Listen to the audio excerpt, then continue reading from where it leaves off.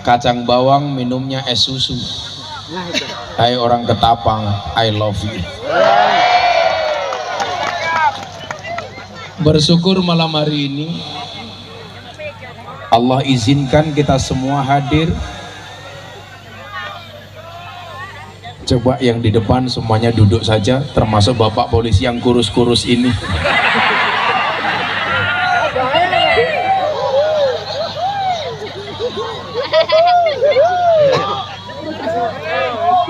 Yakinlah mereka datang pengen melihat wajahku, tidak pengen melihat bokongmu.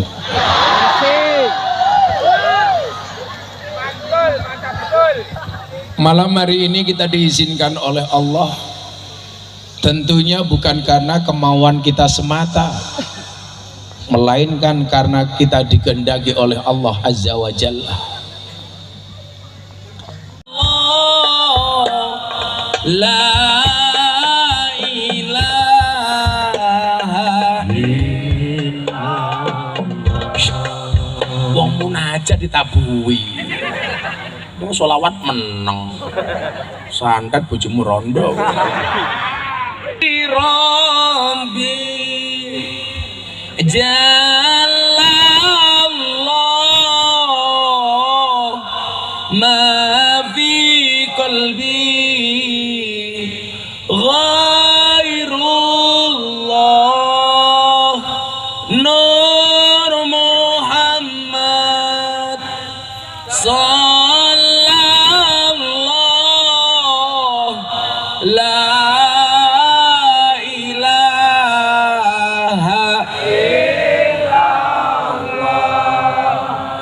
hasbi rabbi jalallah ma fi qalbi ghairullah Nur Muhammad sallallahu la ilaha illallah. Barokah doa Ustaz. Kopi sandinge kopi, dadi jomblo rasa jual mahal, selak tuwek ora payu. Dadi jomblo rasa jual mahal, selak tuwek ora payu. Semangat amat yang lagi patah hati. Tuku bawang kleru mrica wis kebacut, sayang mung dianggep kanca, mung dianggep kanca. Semarang kaline butek, sing disayang matane picak.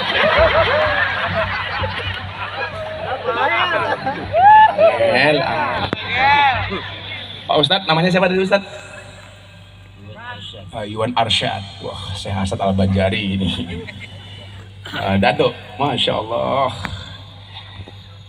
Desa Babeyangun Iwan Arsyad lumayan gagah, lumayan gagah.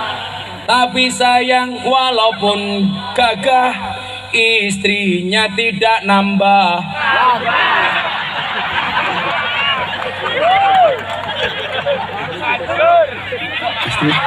Oh, ada istrinya di sini. Maaf Bu, guyon Bu, guyon.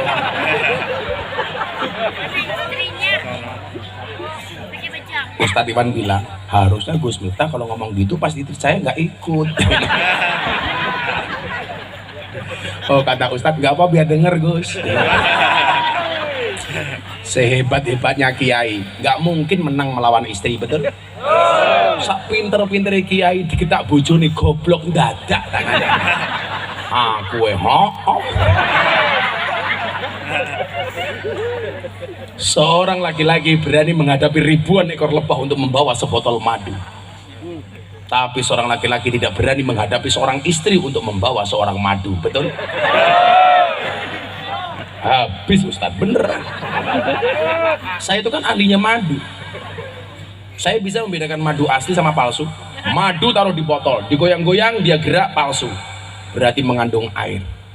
Palsu taruh, mohon maaf, madu taruh di atas meja, ada semut datang, palsu, berarti mengandung gula.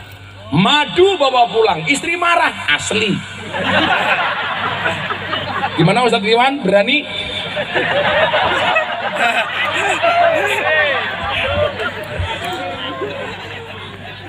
Sangel angel. Wong lanang ki lak ning dalan kaya macan, ning omah kucing.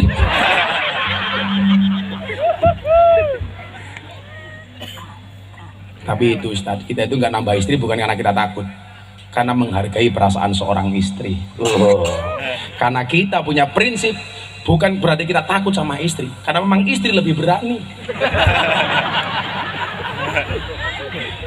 Tapi saya punya prinsip, lelaki yang hebat bukan lelaki yang mencintai banyak wanita, tetapi mencintai satu wanita dengan banyak cara.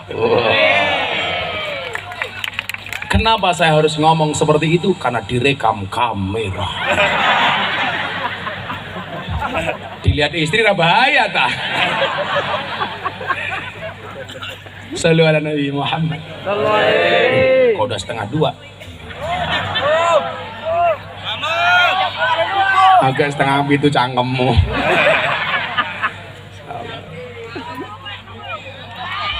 Saya bukan telat 2 jam memberikan kesempatan kepada Ustadz Iwan.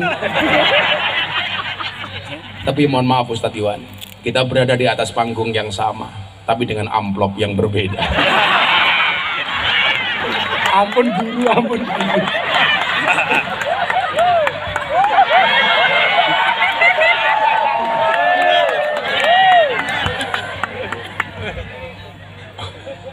Ya maklum kan panitia, ketua panitianya sudah tua.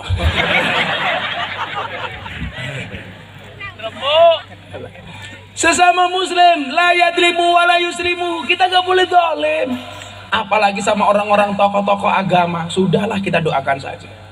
Maka saya bilang, banyak ahli ibadah namun tak pandai menjaga lidah. Ia banyak memuji Tuhannya, namun banyak mencaci saudaranya. Betul Bu? Betul. Makanya saya itu kalau dibully Pak, saya mendingan diam. Saya itu mendingan diam. Coba kalau saya dibully, Anda lihat jejak digital medsos saya mending diam. Tahun 2018 viral klub malam saya dicaci maki, sudah diam. Cukuplah saya sebagai pembersih WC. Kalau bahasanya Habib Lutfi, Miftah itu bengkel. Namanya orang bengkel ya wajar kalau bajunya kotor. Namanya orang bengkel di lokalisasi ya maklum kalau matanya kadang-kadang lihat paha dan susu. Tapi kan aku tidak menikmati. Kan Nabi begini bilangnya sama Ali, wahai Ali, jangan kamu ikuti pandangan pertamamu dengan pandangan keduamu. Yang pertama milikmu, yang lain bukan untukmu. La tasbi'in nadroh fa innalakal ula wa laysa lakal akhirah. Coba kalau melihat cuma nadroh sekali saja, tapi yang lama. Nadroh itu sebentar, nadroh kok lama. Kalau saya di lokalisasi lihat yang seksi, langsung ke kanan, langsung saya lempar ke kiri. Oh, ada lagi. Lempar ke kanan, lebih besar lagi. Itulah alasan kemana-mana saya pakai kacamata hitam. Kalau malam ini sengaja lebih pakai kacamata terang, karena bukan di lokalisasi. Kalau lokalisasi Pak, pasti kacamata hitam. Bukan untuk melindungi pandangan, tetapi apa? Supaya kalau melotot tidak kelihatan.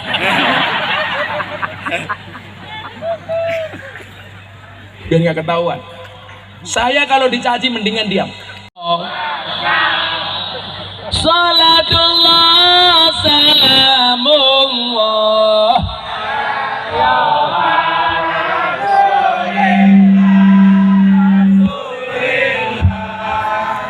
Salatullah salamullah ala yasin.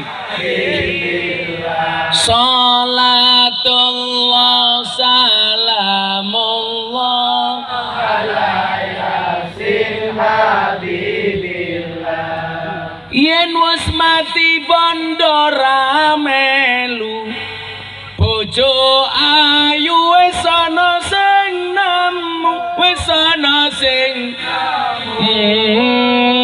ning kubur rasane lara, anak bojo ra tau ndonga, sing ning kubur padha tangisan, anak bojo rebutan warisan. Salatullah salamullah ala Toha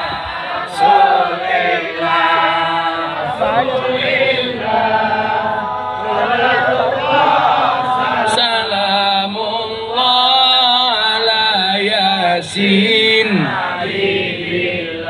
salatullah salamullah ala Yasin dolan ning sawah adus ning kali, kayu nangka digawe lemari, Gus Miftah gagah lan sregep ngaji, oke rondo sing njaluk diajari ngaji.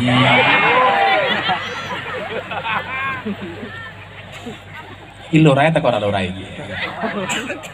Ini nanti lurah tak ini.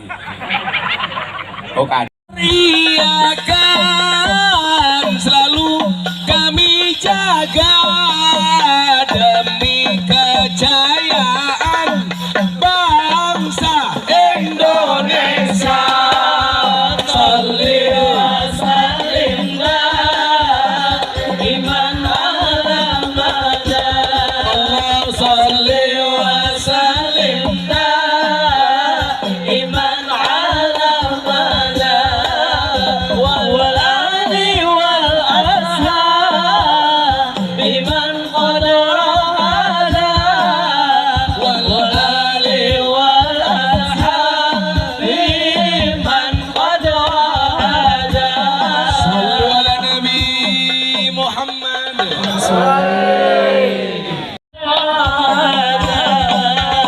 Kebaca tamanan ger anak turunku, kowe ora wirang padha mangan tinggalanku. Lamun aku bisa bali ning alam donya, bakal taring kasih donyaku sing isih ana. Salli wa sallimlah iman ala mada. Gus Miftah. Kenapa? Karena setiap kali mau tidur dia nonton YouTube-nya Gus Miftah.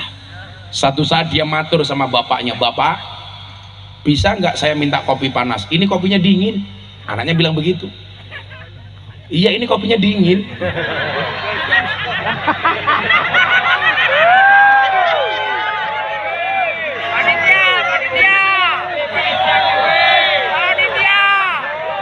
Aduh, sangka Yogyo kopi adem. Sangit. Kopi kuningnya dan dingin.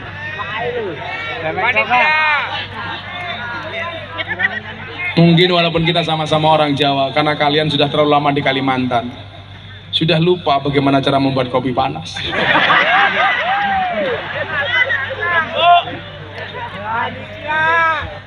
Panitia remuk. Oi, kopinya adem, Cuk.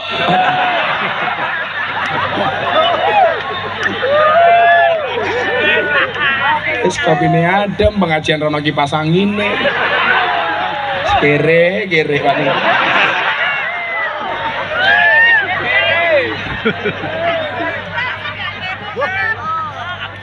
Panasan.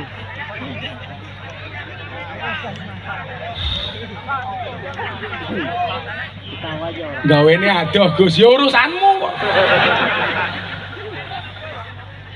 Lah malah komponen tak gasnya cangkeme. Ini orang pedalaman itu Ustadz. Itu bilang sama bapaknya, "Pak, Bapak ke Jogja. Ngapain nak? Minta doa dan ucapan dari Gus Miftah atas kehamilan saya." Tiap hari anaknya matur, bapaknya nangis. Anaknya nangis, bapaknya ikutan nangis. Akhirnya apa? Punya uang 300.000 Ustaz. Dipaksakan berangkat ke Jogja. Sampai Banjarmasin uangnya habis. Mau pulang ke daerahnya nggak punya uang, mau berangkat ke Jogja sudah kehabisan bekal. Ternyata idza sadaqal asmu wa du'asani, kalau niatnya itu baik pasti ada jalan. Kalau memang niatnya baik pasti kopi panas itu datang.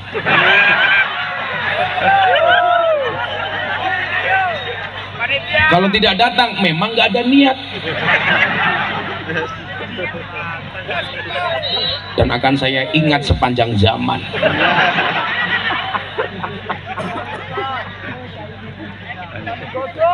Siapa ketua panitianya ini? Woi, ketua panitia. Waduh. Lah ra iso apa-apa iki wis tuwa ketuane.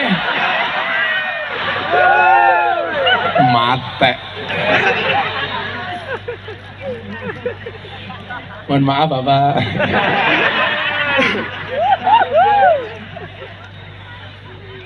Sejurus kemudian apa?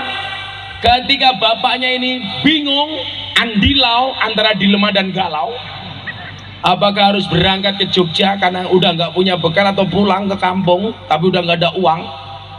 Ada truk lewat, ternyata bokong truknya ada gambar Gus Miftah.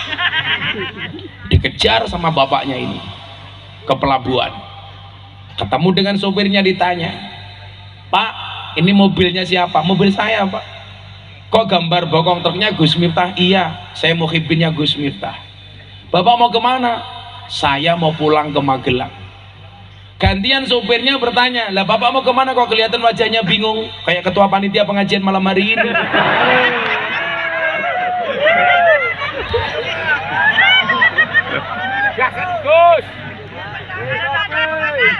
Dijawab, saya itu pengen sowan Gus Miftah di Jogja. Saya kehabisan bekal, kehabisan uang, saya bingung. Anak saya hamil. Saya diminta ke Jogja minta doa Gus Miftah. Sopirnya bilang, oh ya sudah Pak, kita sama-sama muhibinnya Gus Miftah. Karena saya cinta ya kopinya saya bawakan.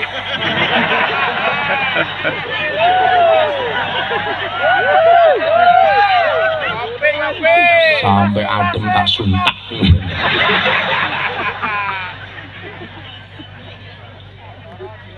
Ini pasangan suami istri. Oh. Atau cinta tak sampai. Iya. Cinlok.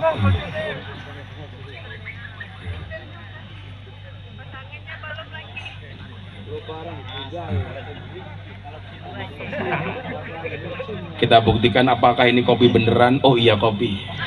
Kalau panas Ustadz harus langsung diminum. Jangan pernah kamu sesali kopimu dingin. Kenapa? Karena ketika hangat tidak pernah kau hargai.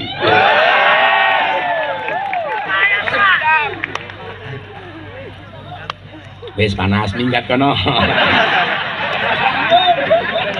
Masih ya Le. Muga-muga mulai bojomu mateng. Amin.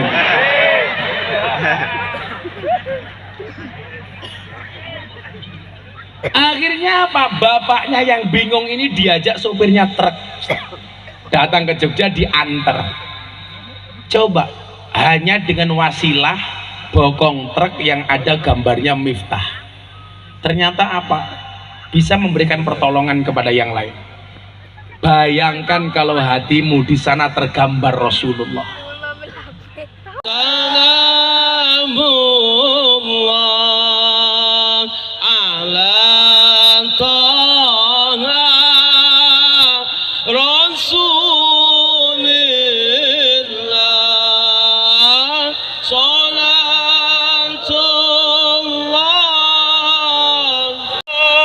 salatullah, salamullah ala Yasin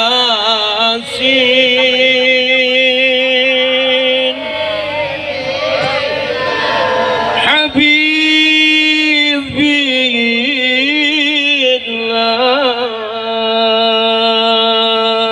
Allahumma sholli ala sayyidina. ibadah, almar'u ma'aman ahabba. Pasti Nabi memberikan syafaat. Jangankan Nabi, Pak. Saya mau cerita sama antum semua. Saya ini dinobatkan sebagai selebritis yang paling banyak wajahnya dilukis di bokong truk. Ada hampir 500 truk itu bokongnya dilukis wajah saya. Bahkan yang paling menyedihkan, mobil tangki sedot WC. Ada gambarnya Gus Miftah. Di situ ada gambar saya, ada quote-nya, silitmu adalah rezekiku. Yang saya mau ceritakan bukan itu, Ustaz. Ada orang dari pedalaman Kalimantan Selatan, dari Banjarmasin masih 5 jam. Sama ini saya harus pulang ke Pangkalan Bun, masih 4 jam. Ini 5 jam. Saya tadi dari Kota Waringin Timur ke Sampit, perjalanannya istimewa. Badan saya serasa dihantam ombak tanpa air. Parahya, Paranggean, saya duduk di kiri, terlempar ke kanan. Saya duduk di kanan, terlempar ke kiri. Itulah kenapa saya setuju ibu kota dipindah ke Kalimantan. Mudah-mudahan fasilitas di Kalimantan tidak kalah dengan Jakarta. Makanya kalau dulu ada orang mengatakan kenapa ibu kota dipindah ke Kalimantan, tempat buangan setan jin demit iblis, itu mulutnya orang tidak bertanggung jawab. Saya ditanya sama wartawan, apa pendapat Gus Miftah ibu kota dipindah ke Kalimantan? Saya bilang, nggak masalah ibu kota dipindah ke Kalimantan, asalkan kamu tidak kembali ke hati mantan. Bawa mangan meneh. Ya Allah, takai pirwo, tangkap po. Kayak pendi kayak. Saya carikan pear dan apel yang besar sesuai dengan bentuk perutnya.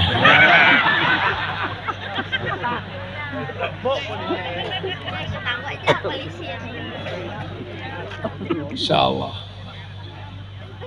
Iki mau ngomong apa tuh kok batang gede ini? Sebelum ibu kota tadi saya bilang apa? Mantan sing mau eling. Sini biar sini. Apa Bu? Jalan. Jalannya hancur. Sebenarnya sih nggak hancur, hanya banyak lubangnya. Itulah bedanya Kalimantan dengan Jakarta. Kalau Kalimantan banyak jalan berlubang, kalau Jakarta banyak lubang berjalan.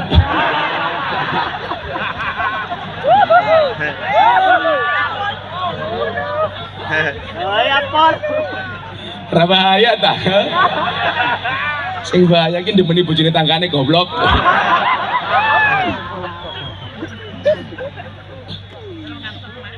Sehingga kita diingatkan tadi cerita saya di bokong truk itu, bagaimana orang soleh itu bisa memberikan manfaat, bahkan pertolongan. Ini Miftah kelasnya bukan orang soleh, hanya orang yang kebetulan